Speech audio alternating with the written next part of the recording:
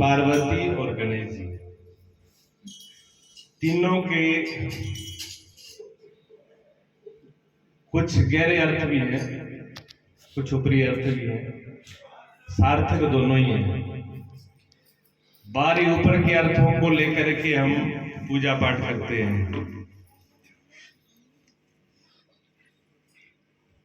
पानी बर्तन के अंदर होता है,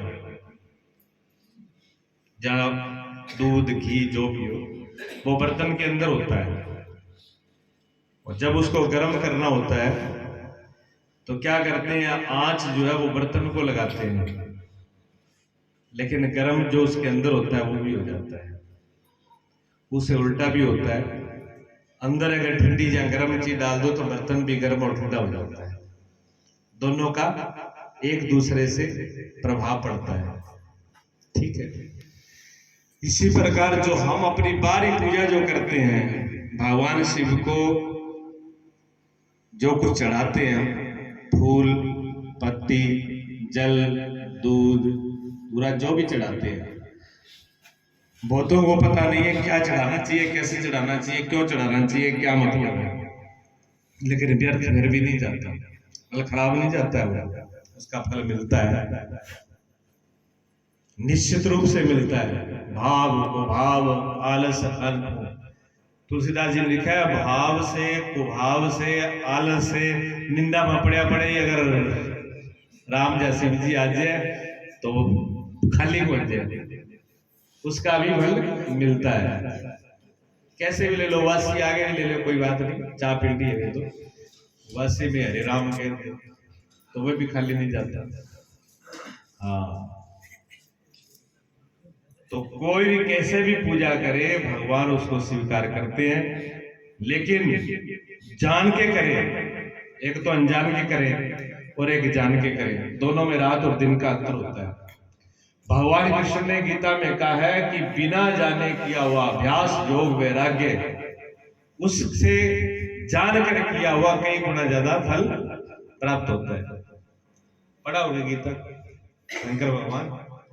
हाँ, नहीं पढ़ी तो पढ़ के देख लेना कि भगवान कहते हैं कि अभ्यास शायद चौथे अध्याय में कि जो हम बिना सोचे समझे करते हैं उसका हम उतना फल नहीं ले पाते जितना हम सोच समझ के करते हैं। कैसे? जैसे जब तक ये बिजली का हमें ज्ञान नहीं था तब तक हम लोग इस बिजली से डरते थे, जैसे पटाखे से कुत्ता डरते हैं ना, दिवाली वाली रात, दिवाली वाले दिन गांव में कुत्ता नहीं मिलता, पटाखा चला कुतिया बार रोए चढ़, अभी चढ़ते गांव में नहीं मिलते, बहुत डर लगता है उनको। ऐसे बंदर जो आग से बहुत डरता था, रात को जो जंगलों में रहते थे ऋषि मुनि, उनके यहाँ धुएं जलते रहते थे। धुएं तपने का सिर्फ ये अर्थ नहीं था कि धुएं से वो अग्नि सेकते थे, धुएं से ये अर्थ भी था कि कोई भी जंगली जानवर पास में नहीं आता था। अग्नि से डरते जानवर, जंगल में डरते, हम लोग भी डरते थे। मुझे याद है कि पहली बार बिजली लगने के लिए आई, ट्रांसमीटर लगना था गांव में, तो गांव के सारे बुढ़िया इकट्ठा हो गया, वो ट्रांसमीटर मारा गांव में नहीं लगना चाहिए, इन्हें खेत में बाढ़ दियो पर ननेर फड़वाड़ियो, क्यों ये छिप जाएगा, कैसा क्या, मेरे को अभी तक याद है। ये मैं गांव के बच्चे और पशु चिपक जाएंगे, इतने डरते थे, ये मेरी आंखों देख नहीं पाते हैं। और आज घर घर में ट्रांसमीटर है, अगर दूर लगाए तो कहते थोड़ा पास में लगा दे, लेट आ जाएगी।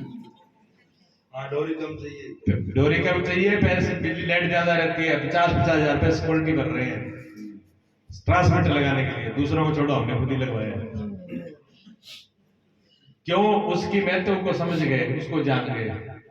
जब बिजली को नहीं जाना था तो इससे डरते थे, तो जब इसका ज्ञान हो गया तो जितना ज्ञान हो गया उससे उतना फायदा ले रहे हैं। हवा इससे लेते हैं, पहले तो सिर्फ हीटर चलता था, आजकल तो गर्मी वाली घोषी सब काम करवाते हैं। बिजली तो बेचारे अब नानो दौड़ो और खानो, ठीक है। तो जितने काम होते हैं, चाहे कपड़े धोने को, सही कह रहे हैं वो, चाहे खाना बनाने तक के हैं, चाहे प्रेस करना हो, चाहे एसी, गर्म सर्द जो भी है, जितना ज्ञान हो गया उतना ही से काम ले रहे हैं। ये सिर्फ ज्ञान की बात है। ये किसकी बात है? ज्ञान की बात है। और ज्ञान क्या है? ज्ञान क्या है? भगवान शिव को कहते हैं सत्यम शिवम सुंदरम, इन शब्द है, ठीक है। और मैंने उसके साथ आपको बोला था कि शिव जी, गणेश जी और पार्वती तीन है। तीनों को हमने समझा नहीं है। गणेश जी को तो हमने क्या समझा है? गणेश जी को ये समझा है कि गणेश जी मोटे पेट वाले हैं, उसके लंबी सी सूंड है, हमें लंबे हाथ है, बड़े बड़े कान है। और गणेश जी का अगर पूजा करते हैं तो कहते हैं कि बच्चे सोचते हैं पढ़ाई अच्छी हो जाएगी, नंबर बढ़िया आएंगे। और जो बड़े बड़े हैं वो ये सोचते हैं कि गणेश जी को याद कर लेंगे तो काम में बिगड़ नहीं पड़ेगा, काम अच्छा हो जाएगा। ये अर्थ होता है ना? कि इससे ज्यादा भी कोई अर्थ जानता है तो मुझे बता दें। इससे अलावा कोई गणेश जी का ज्यादा अर्थ जानता हो तो मुझे शेयर करें। आज बिचारा बोल लिया तो हिसाब लगा दिए। क्या पूजा करते हैं ना? अब ये बताओ कि गणेश जी क्या है? गणेश जी का सिर जो है बहुत बड़ा है, हाथी का सिर लगा है। बड़े शीश का अर्थ होता है गणेश जी किसके प्रतीक है ये समझ लीजिए। भी गणेश जी की सबसे ज्यादा पूजा होती है, हर जगह पूजा होती है। पूजा कौन जाता है? पूजा किसकी होती है? पूजा कभी मूर्ख की होती है? मूर्ख की कोई पूजा करता है तो बताइए। मूर्ख को सब बुरा भला कहेंगे लेकिन पूजा कोई नहीं करता है। पूजा करते हैं विद्वानों की, समझदारों की, विचारवान की। गणेश जी जो है विवेक के प्रतीक है, ज्ञान के प्रतीक है। विवेक, गणेश जी के अंदर शीश बढ़ा दिया, सबसे पहले सिर बढ़ा दिया। सिर का मतलब है कि गणेश जी जितना ज्ञान किसी में नहीं है। और इसका प्रमाणित भी किया गणेश जी ने। गणेश जी ने खुद प्रमाणित किया। कब किया? जब सभी देवता आपस में लड़ने लगे कि मैं पूज्य हूं, मैं पूजा हूं, मेरी पूजा करो, मेरी पूजा करो, मेरी पूजा करो। तो कहने लगे फिर कहां जाओ? कहने लगे अपनी कोर्ट में जाओ, जज करेंगे। तो पहले छोटी वाली कोर्ट थी, अबोर वाली, उसमें गए। वहां पर थे ब्रह्मा जी। ब्रह्मा जी से कहा कि आप निर्णय करो कि कौन सा बड़ा है। ब्रह्मा जी कहने लगे अभी आपकी कोर्ट छोटी है, अभी हमसे बड़े बड़े पड़े हैं, उनके पास जाओ, हम इसका फैसला नहीं दे पाएंगे। अबोर वालों ने सीधा ही चंडीगढ़ भेज दिया, हाई कोर्ट में। हाई कोर्ट वालों ने कहा कि ये मेरे बस का नहीं। हाई कोर्ट कौन सी? भगवान विष्णु। भगवान विष्णु के पास गए, भगवान विष्णु ने भी जवाब दे दिया कि इसका फैसला मेरे पास भी नहीं। आप किसके पास जाओ? सुप्रीम कोर्ट जाओ, सीधा दिल्ली में। अब सुप्रीम कोर्ट कौन सी है? भगवान शिव। भगवान शिव है वो सुप्रीम कोर्ट है, सबसे ऊपर है। देवों के देव महादेव, बाकी सब देवता, शिव जी महादेव। बाकी सब देव, बहुत देवों के भी महादेव। भोलेनाथ कालों के भी महाकालेश्वर है। भोलेनाथ से बड़ा कोई देव नहीं है जो विष को भी हजम कर जाए और अमृत को भी हजम कर जाए। अमृत को तो सभी कर जाए, लेकिन अमृत के साथ जो जहर को भी हजम कर जाए, ऐसा कोई देवता है देखिए आप, जिसके साथ में एक आदमी हो ना घर में और उसकी दूसरे आदमी से न बनती हो, और वो आदमी अगर साथ में बैठ जाए, अच्छा तभी ना बिठाए हो, आज तेरी मेरी को नहीं सगी बढ़ती, होता है ना। और जहां पर प्रकाश हो वहां पर अंधकार नहीं होता, दोनों का विरोध होता है ना। जहां दो आपस में बैर हो, दिन और रात का, जैसे प्रकाश और अंधकार का, अच्छे और बुरे का, वो एक साथ नहीं रह सकते। एक भोलेनाथ ऐसे हैं जिनके साथ में सब एक साथ रहते हैं, ये विशेषता है भोलेनाथ की। भोलेनाथ को महादेव ऐसे नहीं कहते, बहुत सी विशेषता है। आप उनके परिवार में देख लीजिए, गले में सर्प डला हुआ है, ठीक है, तो गणेश जी के साथ चूहा भी है। अब चूहा और गणेश जी, मतलब चूहे की और सर्प की आपस में कोई तालमेल नहीं है। आंख लड़ा एक दूसरे की नहीं लड़ा, हाँ, लेकिन दोनों की आंख को लड़ा बैठा, सर्प भी आराम से बैठा है, चूहा भी आराम से बैठा। इतना ही नहीं है, मोर की और सर्प की आंख नहीं लड़ती, दोनों की दुश्मनी है। कार्तिक का मोर है वो भी साथ में रहता है और सर्प भी साथ में रहता है, ठीक है। और उधर माता जी तो शेर पे सवारी करती है और शिव जी बेल पर है। और गऊ का और शेर का कोई है तालमेल? कोई तालमेल नहीं है। उधर शेर है, वो एक दूसरे के खाचे हैं, एक दूसरे के विपरीत है बिल्कुल, लेकिन भोलेनाथ के परिवार में बिल्कुल एक है, कोई फर्क नहीं है। वह अंधकार भी है और प्रकाश भी है, वह अमृत भी है और जहर भी है। भगवान शिव ने जहर को अपने गले में रखा, नीलकंठ कहलाए वो। इतनी बड़ी उनके अंदर मानता है। शिव ऐसे बड़े नहीं हो गए, शिव बड़े होने के लिए बहुत कुछ उन्होंने अपने अंदर समाया। घर में 4 हुए जी, घर में 2 हुए, 3 हुए, आपके घर में 3 है, 4 है, चारों में भी एक साथ बैठ के रोटी नहीं खा सकते। तू 20 आगे बढ़ता है, 20 आगे रही, कैसे मानता हो जाएगी? मानता के लिए बहुत कुछ सहन करना पड़ता है। भगवान शिव के साथ में ये नहीं है इतना, विष्णु भगवान सर्व तीनों लोकों में पूजे जाते हैं, लेकिन देवता विष्णु की पूजा नहीं करते। देवता विष्णु से, भगवान विष्णु से दुश्मनी करते हैं। क्यों? देवता भगवान विष्णु पे आरोप है कि भगवान विष्णु देवताओं के पक्ष करते हैं और करते आए हैं। और देख लो जितना मर्जी इतिहास उठा के, भगवान विष्णु ने देवताओं के पक्ष करी, घुमा फिरा के, चाहे मंथन, समुद्र मंथन किया था। अच्छा, समुद्र मंथन में निकला तो दोनों ने बराबरी ताकत लगाई थी, बल्कि जो सर्प का जो मुख था ना, जो मुंह था, उधर राक्षस हुए थे और पूंछ की तरफ देवता हुए थे। और सर्प से जो जहर निकलता था, वो हिम्मत नहीं पड़ी देवताओं को जहर झेलने की, राक्षसों ने झेला। आग को राक्षसों ने झेला, समुद्र मंथन में ताकत राक्षसों ने ज्यादा लगाई। और जब अमृत आया तो भगवान विष्णु ने मोहिनी रूप धारण करके भेदभाव किया, देवताओं को पिला दिया, राक्षसों को नहीं पिलाया। उसमें एक पी गया, वो राहुल केतु जिसका बना, वो अमर हो गया। विष्णु ने तो वहां पर पक्ष करी देवता, इसलिए देवता भगवान विष्णु को दुश्मन मानते हैं हमारे। लेकिन भगवान भोलेनाथ को देख लो, वहीं पर राक्षस बैठे हैं, वहीं भूत प्रेत बैठे हैं। शिव जी की बरात देखी आपने? शिव जी के बरात में सब कोई नहीं है जो ना हो। बाघ का हो, चाहे टेंडा हो, चाहे 1 मुंह वाला हो, 4 मुंह वाला हो, 10 सींग वाला हो, 1 सींग वाला हो, बिना टांग वाला हो, टांग वाला हो, कहीं 10 टांगे आगे ही को नहीं। कोई उल्टो चल रहा है, कोई सीधो चल रहा है, कोई पुट्ठो करके बैठे हुए, आगे करके बैठे हैं। कहीं सीधा हड्डी ही हड्डी है, ऊपर बांस ही को नहीं, कहीं बांस ही बांस है, हड्डी है ही को नहीं, फिर भी रुड़ा जगह। बरात अगर शिव जी के देखो तो बुरा ही हाल है, और उससे आगे देखो इतना ही नहीं है, भूत प्रेत तो ही है। ब्रह्मा विष्णु शिव इंद्र, देवताओं के राजा इंद्र भी है और पूरे देवता भी है। ब्रह्मा जी है, ब्रह्मा जी के पूरे परिवार भी है। भगवान विष्णु है, विष्णु का पूरा परिवार भी है। जब गई थी ना वह बरात, तब ब्रह्मा जी को, विष्णु जी को और इंद्र को देख के लोग अचंभे में हो गए कि दुल्ला राजा ही है। पहले इंद्र ने देखे कि दुल्लो तो ही है, बोल के ना हम तो चौकीदार है छोटे से। तो अच्छा थे चौकीदार हो तो फिर मालिक तो सेठ को तो लिखना हुआ है वो।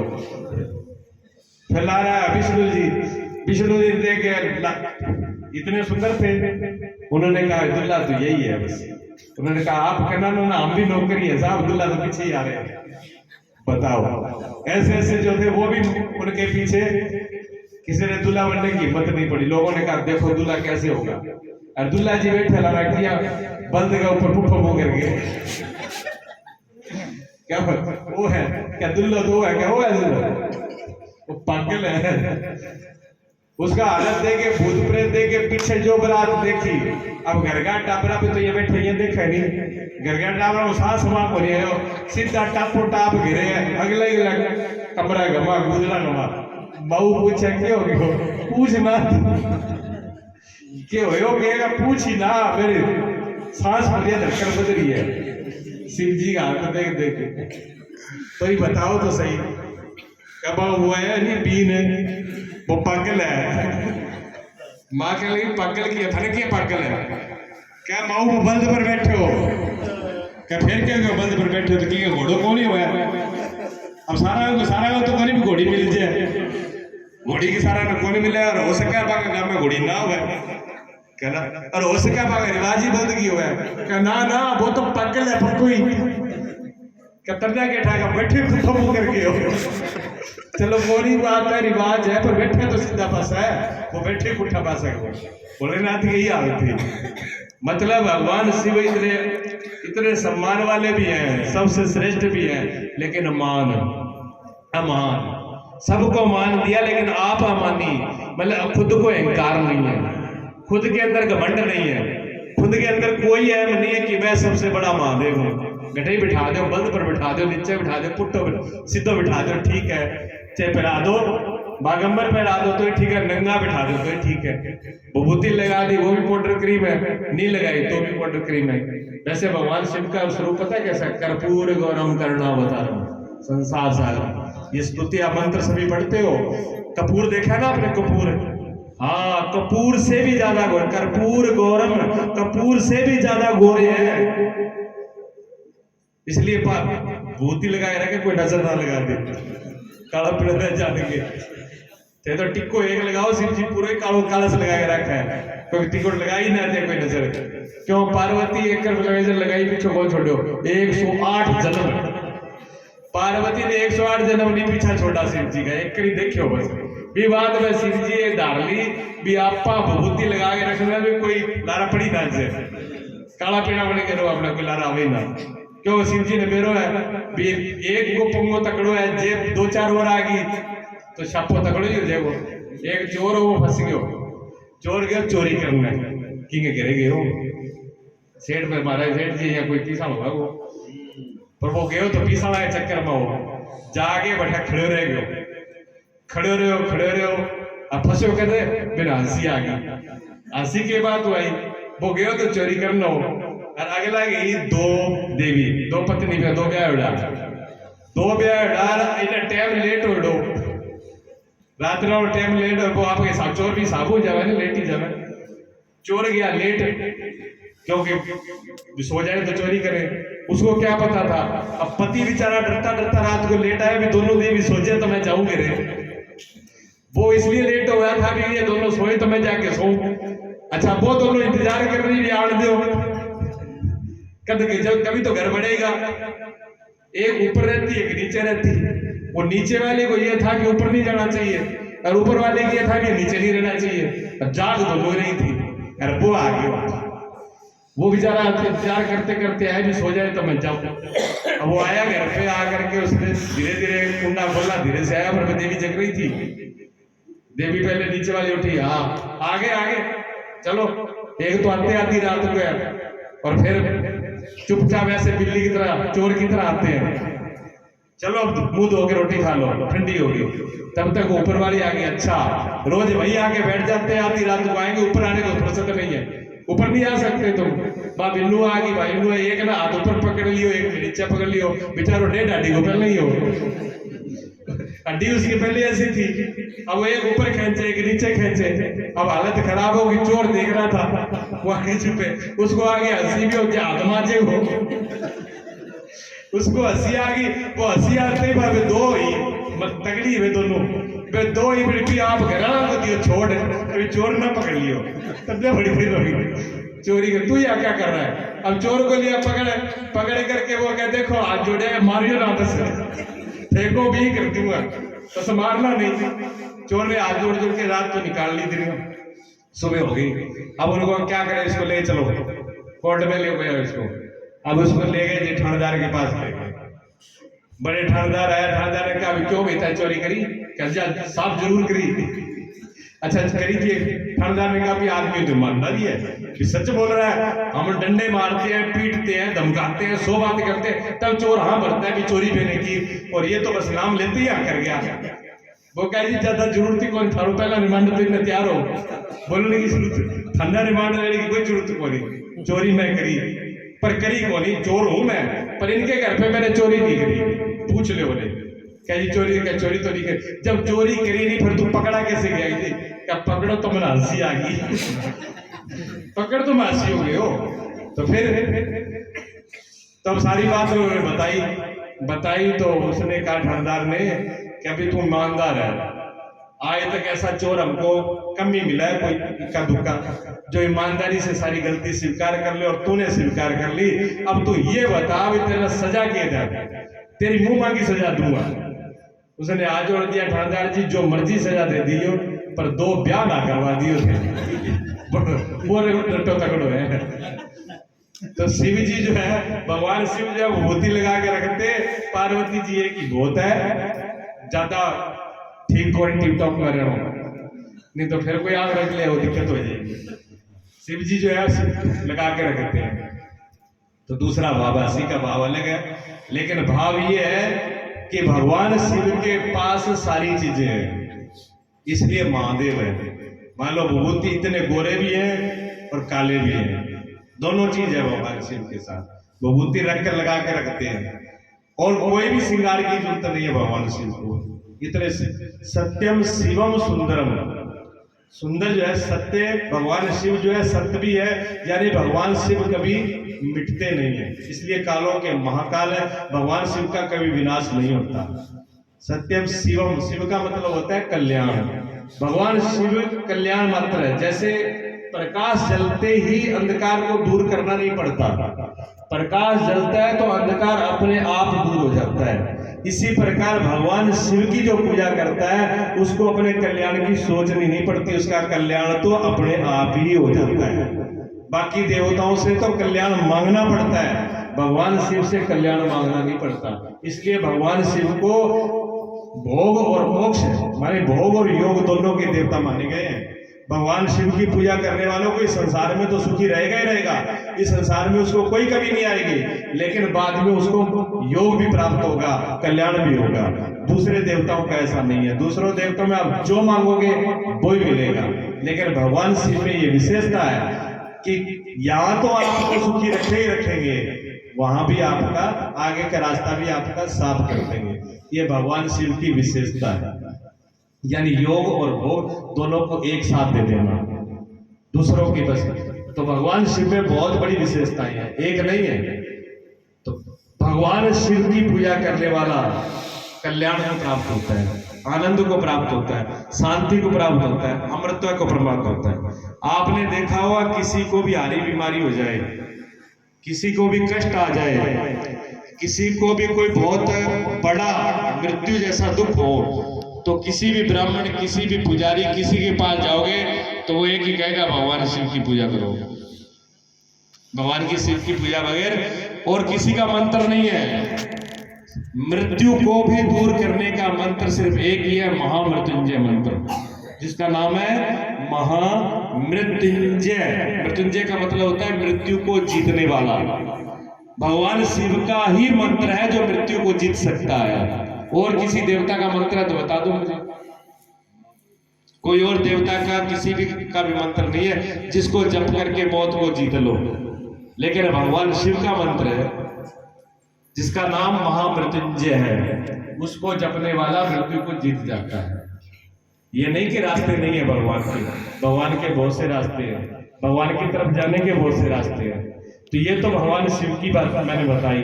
ऐसे ही गणेश जी की विशेषता है, गणेश जी समझ के है, मैं ज्यादा बोलूंगा तो बहुत टाइम लग जाएगा, मुझे ज्यादा सुनाना नहीं है।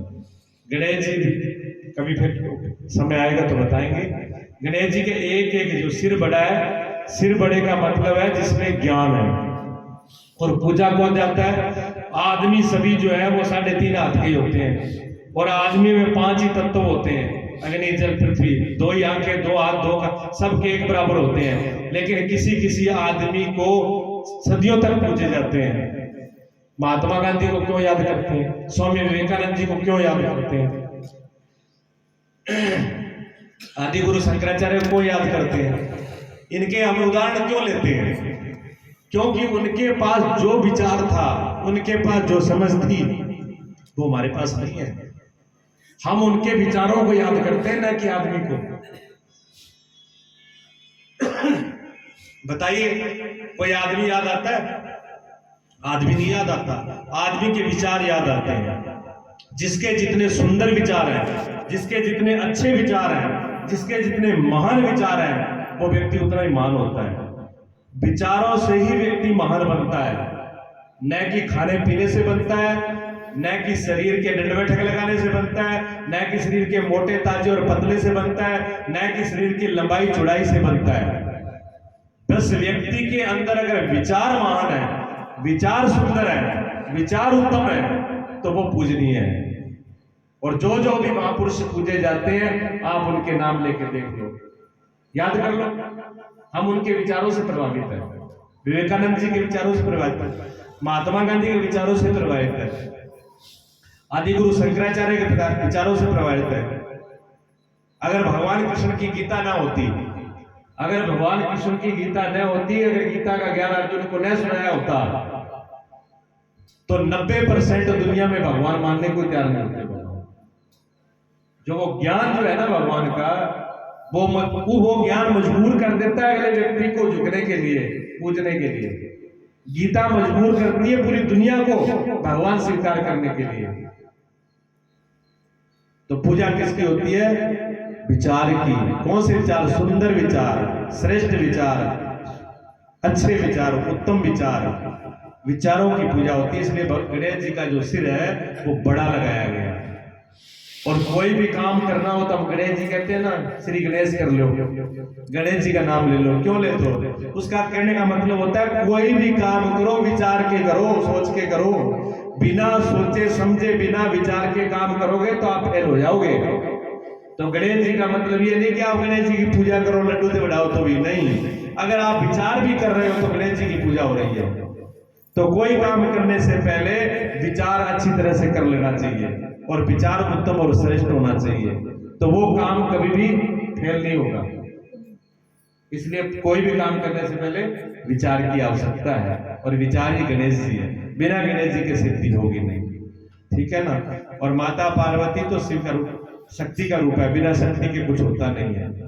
ना शिव के बगैर कुछ हो सकता, ना शक्ति के बगैर हो सकता, ना विचार के बगैर कुछ हो सकता। इसलिए गणेश जी, माता और शिव जी एक साथ उनका पूजन का विधान है, एक साथ उनका पूजना चाहिए। जिनके पास ये तीनों चीजें आ गई, वो व्यक्ति समझो भगवान शिव से कम नहीं है, वो भगवान शिव का ही स्वरूप है। इसलिए आदि गुरु शंकराचार्य ने कहा, शिवो हम, मैं ही शिव हूं, मैं ही शिव हूं। जिसके अंदर सुंदर विचार आ गए, उत्तम विचार आ गए, जिसके अंदर निर्दोषता आ गई, जिसके अंदर शक्ति आ गई, जिसके अंदर योग आ गया, जिनके अंदर सत्यता आ गई, शिवम कल्याण हो गया, जिसके अंदर सुंदरता आ गई, वो शिव का ही रूप है। और वो हमारा खुद का आत्मा का रूप है, और उसी को जानना है। जितने भी मार्ग हैं, जितने भी सदगुरु हैं, जितने भी संत हैं, उन्होंने ये भगवान शिव तक पहुंचाने के रास्ते बताए हैं। जिसका जो जो रास्ता है उसे करें, पहुंचेंगे। और इसीलिए सब अनुष्ठान है। बोलिए सच्चिदानंद भगवान की। एक